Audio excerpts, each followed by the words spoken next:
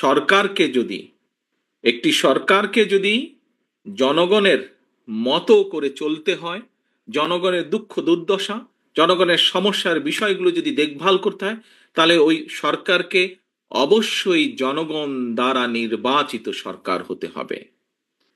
আবারও আমি একটি কথা বলি, যে কোনো কোনো ব্যক্তি বলেন যে নির্বাচন হলেই কি সব সমস্যার সমাধান হয়ে যাবে? সাথে সাথে সব সমস্যার সমাধান হবে না, কিন্তু নির্বাচন হলে নির্বাচনের মাধ্যমে, জনগণের ভোটের মাধ্যমে, জনগণের রায়ের মাধ্যমে যেই দল বা যেই ব্যক্তি বা যারা দেশ পরিচালনার সুযোগ পাবে, তখন সমস্যার যে জট, সমস্যার যে গিট্টু, সেগুলো আস্তে আস্তে আস্তে খোলা ধরবে। কাজেই প্রিয় সহকর্মীবৃন্দ, আপনারা যারা আমাকে এখানে প্রশ্ন করেছেন, এই প্রশ্নগুলো শুধু যে আপনাদের প্রশ্ন তা নয়।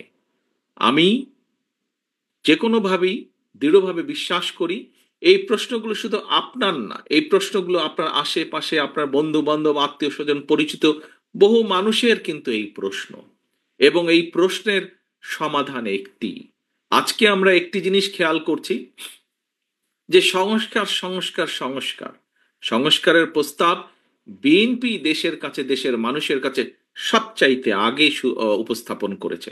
ভিশন 2030 দেওয়ার মাধ্যমে দেশনেত্রী খালেদা জিয়া 2016 সালে এটা দিয়েছেন, এবং তারপরে এটিকে আবার পর্যালোচনা করে দেশের পরিবর্তিত পরিস্থিতির সাথে সামঞ্জস্যপূর্ণ করে আমরা 2.5 বছর আগে 31 দফা আবার উপস্থাপন করেছি।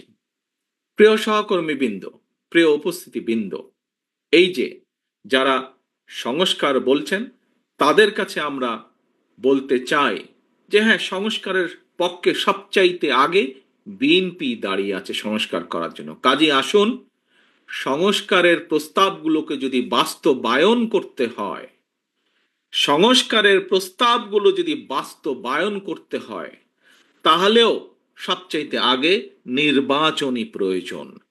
নির্বাচনের মাধ্যমেই যাদেরকে জনগণ দায়িত্ব দেবে, সংস্কারের কাজ তারাই শুরু করতে পারবে, তাদেরকেই শুরু করতেই হবে। কাজেই যত যাই কথা বলি না কেন, আমরা যদি সংস্কার বাস্তবায়ন যত দেরি করব, যেই কথাটি আমি মাত্র আপনাদেরকে বলেছি, সংস্কার বাস্তবায়নের কাজও যদি শুরু করতে হয়, সেটি নির্বাচনের প্রক্রিয়ার মাধ্যমেই, নির্বাচিত মানুষের মাধ্যমেই সেই বাস্তবায়নের কাজ শুরু করতে হবে। নির্বাচিত প্রতিনিধিদের মাধ্যমেই সংস্কার বাস্তবায়নের কাজ শুরু করতে হবে। কারণ যারা নির্বাচিত হয়ে আসবে, তারা জনগণের কাছে ওয়াদাই করবে যে তারা সুযোগ পেলে বাস্তবায়ন করবে এই সংস্কার, এবং যেহেতু তারা জনগণের কাছে ওয়াদাবদ্ধ থাকবে, তাদের আর কোনো পথ থাকবে না সেই কাজগুলো শুরু করার। কিন্তু যদি সংস্কার সংস্কার করে আমরা এই আলোচনা দীর্ঘ থেকে দীর্ঘায়িত করতে থাকি, দীর্ঘতর করতে থাকি, তাহলে কিন্তু স্বৈরাচার, যেই স্বৈরাচারকে বাংলাদেশের মানুষ, সকল মানুষ, দল মত নির্বিশেষে, শ্রেণী পেশা নির্বিশেষে সকল মানুষ একত্রিত হয়ে এই দেশ থেকে বিতাড়িত করে দিয়েছে, যদি নির্বাচন প্রক্রিয়া দেরি হয়, যদি সংস্কার সংস্কার আলাপ আলোচনা দীর্ঘায়িত হয়, তাহলে সেই স্বৈরাচার সুযোগ পেয়ে যাবে আবার দেশের মানুষের কাঁধে চেপে বসার। কাজেই যে সকল বিজ্ঞ ব্যক্তিবর্গ, সমাজের বিজ্ঞ ব্যক্তিবর্গ, সম্মানিত ব্যক্তিবর্গ যারা সংস্কারের কথা বলছেন, আপনাদের সকলের কাছে রাজনৈতিক দলের অবস্থান থেকে আপনাদের কাছে আহ্বান জানিয়ে বলতে চাই, সংস্কার সংস্কার বক্তব্য রেখে দয়া করে এই আলাপ দীর্ঘায়িত করবেন না। কারণ আপনারা আলাপ যত দীর্ঘায়িত করবেন, দেশ তত বেশি সংকটের মুখে পড়বে। আপনারা সংস্কার আলাপ যত দীর্ঘায়িত করবেন, দেশে তত ষড়যন্ত্রকারীরা ষড়যন্ত্র করার সুযোগ পাবে। সংস্কারকে যত দ্রুত বাস্তবায়ন করা যাবে, দেশকে, দেশের মানুষকে তত দ্রুত আমরা বিপদ থেকে রক্ষা করতে পারবো।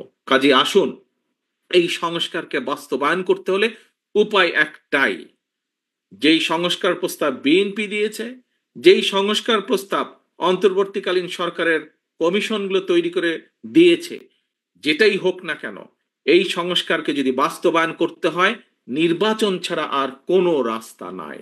একটি পথ নির্বাচন, জনগণের নির্বাচন এবং জনগণের নির্বাচন।